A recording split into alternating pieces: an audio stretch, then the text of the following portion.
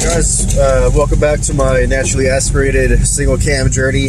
I think my best time so far using this little draggy GPS module thingy is 16.1 at basically 87 miles an hour. It was like 86.97 or something. I'm just gonna call it 87. So today I've been constantly making tweaks and adjustments. I'm running, actually I don't want to say what I'm running. I've been getting so much hate in the comment sections lately. I'm just gonna do my thing and see if it makes any differences on the ET and the mile an hour.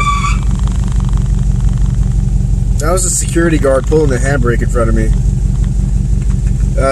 Anyways, yeah, let's go make a pull. Try to make an improvement. Get closer to a 15-second pass on the street. And another thing I feel like I have to let y'all know is that I can't launch very good on the street. It's not like launching at the track. So my 60-foot time, I'm like in 2.5 area. Like as if I were at the track, it'd probably be like 2.2, 2.1, and that'd probably shave off at least 0.6 off the quarter mile time. So for example, like if I run a 16.1 on the street, you know, do some quick math, that's like 15.4, 15.5 at the track. I think that's pretty respectable for minor basic mods of this little NA motor. Anyways, that's enough talking. Let's go hit the road, see if we can't beat my record. Let's go for it. So the differences today from my 16.1 87 mile an hour pass, if you want to call it, is a little bit more timing, and instead of shifting at 7,200 RPM, I'm going to be shifted at 7,500 RPM because I do have a stage 2 comp cam. It does pull nicely.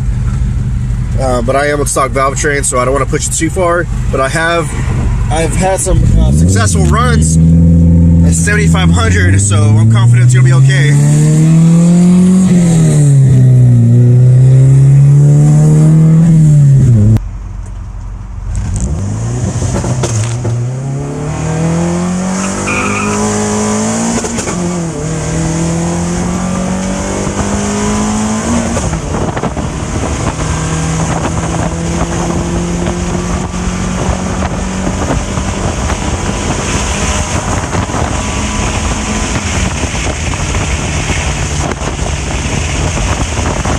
Yeah, so after that last pull I made, the motor's hurt. I did a quick compression test.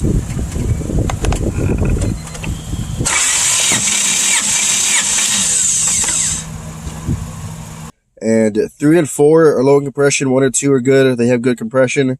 So that tells me the obvious. I floated some valves kissed the pistons. That's pretty much. Well, that's not the only explanation. I could have actually fucked up the pistons.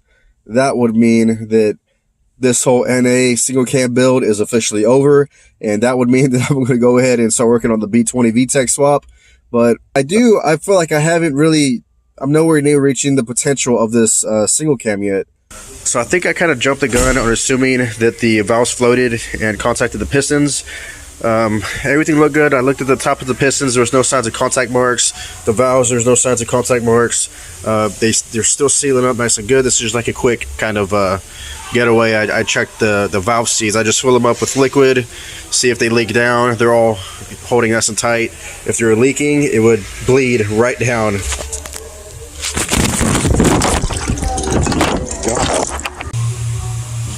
Man, I was really certain that I had a compression issue. I do have a compression issue, but I thought it was because of the valves. But I went back and grabbed the gasket. I was looking at it, and you can obviously see where it blew between cylinder 4 and 3. That was sitting like this, I think. No?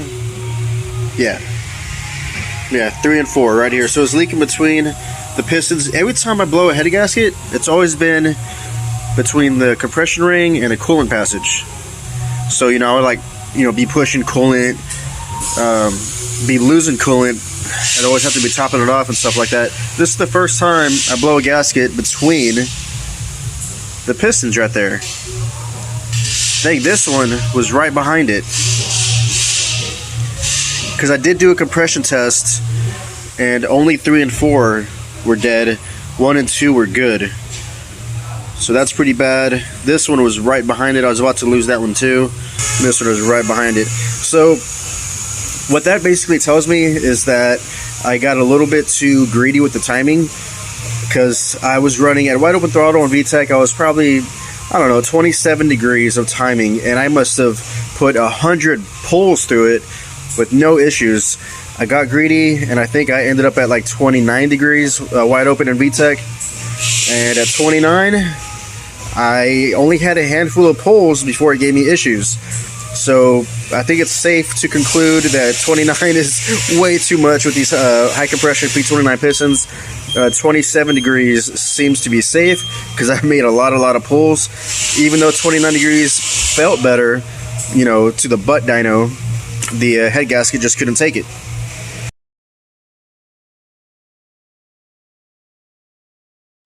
Alright, we're just gonna stop here and wait for Donnie to get here. This is too fucking hard. Let's start a beer collection on the roof.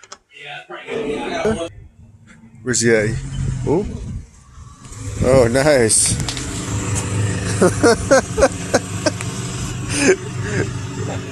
That's fucking Donnie, dude. What the fuck is that? What did you do? Oh my god, dude. Huh?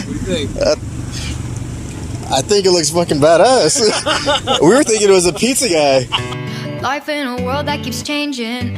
Think that it's progress you're making. Copy and paste pretty faces all the time. Pictures so perfect we play through, only cause you set up the angle. Web that you weave got us tangled, caught in what's before our eyes. Show off your fantasy reality. Whoa, that's yours, but I'll keep doing mine. He ordered pizza. No way, dude.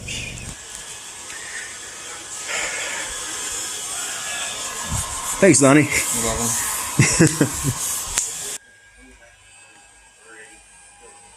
There you go. I'm like cutting the paint off the car. This poor car.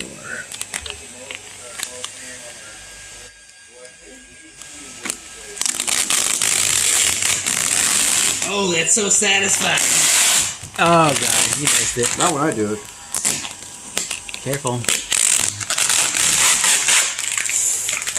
You're so good. No. Wow. To get those, to make those, to make it where you can't manipulate it too much. Yeah. Dude, to get those pillars to line up and the doors. I mean, you can't even tell, right? I mean, No. Hell no. I had to do it that way. Like, the pieces are so small you can't even see that they connect. Oh yeah, you did the pillars too, huh? No, like they all like. The doors, yeah. I guess that's it for today. The hood came out really good. At first, I'm not going to lie, I was worried it wasn't going to come out good. At first, we were kind of struggling. But once Donnie showed up, he showed us some very helpful tricks and just certain ways to lay it down smoothly and how to stretch it and heat it up and things like that. It all worked out perfect. It's crazy. This color makes the contours of the hood just like stand out. Like when it was pewter, the cowl, the factory cowl hood kind of just like blends in, but with this blue, it stands out. I don't know. I'm really liking that. So I can't wait till the whole car's done. I might do some like carbon fiber accents, some decals, who knows? But first things first, what do you think? I love it. This is just a start. We're gonna do the whole car blue, okay? Yeah. All right. You can go ahead and get in. Let's go.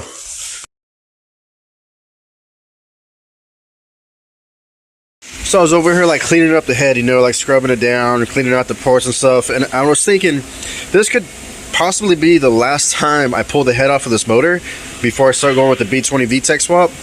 And I was thinking I might as well use this time to attempt to port out the, I don't know, the runners, intake, exhaust. Might as well use this time to go through them and open them up a little bit. So what I plan on doing, I'm not gonna like open up the port itself. I'm gonna remove all the raw castings and the rough spots. Like there's a really big hump right here where I'm pointing. I can make that more of a straight shot. I can remove a lot of the material on the bottom clean up that bulge where the valve comes through.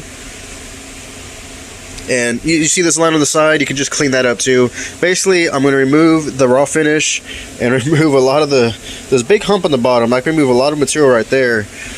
And I'm not going to go too big because, of course, if you go too much, you can actually hurt the performance. So I'm just going to focus on really just cleaning it up. So I'm going to go to Harbor Freight. I'm going to get an extra long die grinder and see if they have any Tootsie Rolls or see what kind of tools they have to get this job done. Oh yeah, I forgot I was going to show you. So look at the size of this single cam port, right? This is a real scientific measurement. It's about 2 fingers wide. Let's come over to the B16 head. Look at how gigantic these ports are. Here's 2 fingers, right? It's about 3 fingers wide.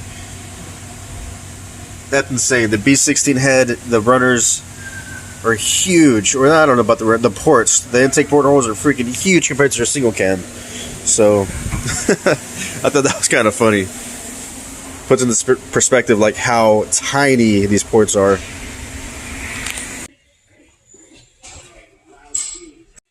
Okay, so this is the one I'm going to go with. This is like their higher end brand of the extended die grinder. This one has a 4-inch extension. This one's a 3-inch. But this one is smaller here. I was kind of thinking like I could get into tight spaces better with the cheaper one because it's thinner, but they don't have it in stock. They do have this one in stock. So I'm going to go ahead and get the 4-inch extended Chief brand. It's $59.99. And I'm going to go ahead and get these carbide bits. Yeah. Let's go. So who can relate to like spending $130 in like car stuff and then getting like things off the dollar menu at Taco Bell? So here's the last look before I start doing the port work. I'm gonna start remove the material on the bottom and the sides, get rid of that casting mark, get rid of the rough texture in it, and I'm going to pull the valves out eventually after I'm done with the opening here so that I can get to those hard edges back there by where the valves are. I'm going to smooth those out, but you definitely want to take the valves out before you do that. You don't want to fuck up the valve stems, mess with the sealing and all that. So alright, this will be the last time you see it before it is fucked up probably. Check this out. One of my coworkers had this valve spring compressor. He's changing out the springs of breeze. That little thing sits on the face of the valve. It's got an opening here to take out the keepers. It's just like a giant C-clamp, but it works really good and makes this a lot easier. Okay, so here's some ports I've been working on here. I'm going to show you like in stages what I'm doing. So what I'm going to start off, this is an untouched port, right? And let me get a pen. There's a lot of meat actually hanging right here. The valve seat, where it sits, the head is just, there's a lip. There's a huge lip all the way around the valve seat. So the first thing I'm going to do is blend the seat into the casting here. I'm going to be taking away material until it's slick with the valve seats, like I did there. And then after I do that, I'm going to focus on the short turn radius. That's what they call the bend in here. You know, air's coming in here and it bends up. The head's upside down right now. But basically, you see here, it's more of a straight shot. And here, there's a lot of meat right there. So first, I'm going to blend the valve seat and then work on the short radius turn right there. Okay. Now that I have the valve seat blended into the head, there's no more overhanging lip. Now from here, I'm going to work on smoothing out the valve guide boss right here. There's a big hump. I'm basically going to cut that corner, and there's a lot of meat right here. So I'm going to make this transition. It's kind of hard to tell at this angle, but there's a lot of meat right here. I'm basically going to smoothen out the hump where the valve guide goes, and then open up the corners right here. This is kind of like your long-term radius, I suppose. It's on the top side of the port. Let me flip it, you might get a better view. Okay.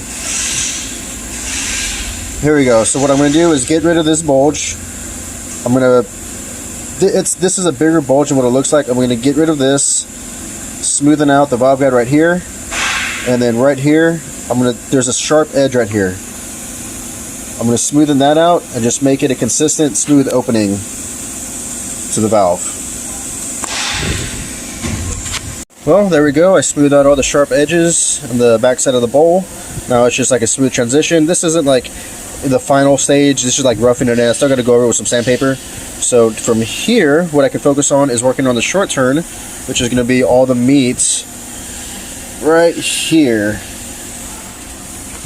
That is probably the most important area to remove material from, because it gives the airflow more of a straight shot to the backside of the valve. And a lot of that work can be done from this side. Like right here, you can tell there's a lot of meat removed in this area here. This is the short turn radius. So I'm going to remove a lot of material here and give this more of a straight path.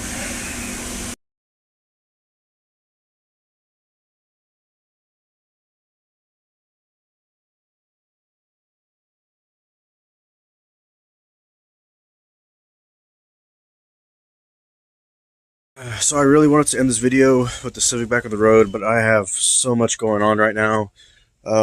Just kind of giving you an idea on this one here. I'm doing a torque converter. It's a Nissan Altima. This is the Vet. I was hoping to wrap a couple more panels today, but unfortunately the clutch decided to go out. And if you have any idea how to do a clutch on a Corvette, it's a gigantic pain in the ass. The transmission is actually in the back of the car. The clutch is in the traditional spot, you know, up to the flywheel, but the transmission is in the back. You gotta remove the torque tube, basically drop the rear subframe, remove the transmission. It's a pain. On the daily, the radiator decided to start leaking, so I've got a radiator on the way for this, and this is the only thing that hasn't given me any problems. Luckily, if there was wood anywhere, I would knock on it. But yeah, I guess I'm just gonna go ahead and end this video now. It's Sunday. Tomorrow is Monday. I'm going to finish up the head, and this week I'm going to work on getting the Civic put back together. 16. But yeah, anyways, I guess that's just a goal, a personal goal. I really want to be in the 90s. I want to hit 90 mile an hour in the quarter mile. I think that'll be pretty awesome. But yeah, I got my hands full, so I'm going to go ahead and end this video. But thanks for watching. See you in the next one. Later.